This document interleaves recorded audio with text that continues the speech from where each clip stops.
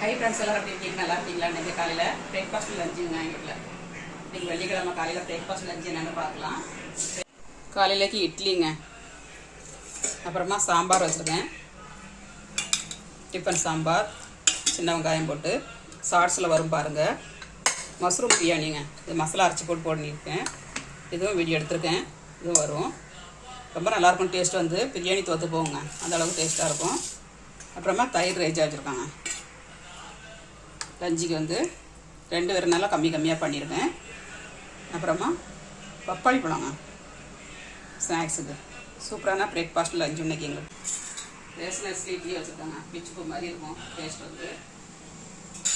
Tiffin sambar எப்படி இருக்குன்னு பார்க்கலாம்.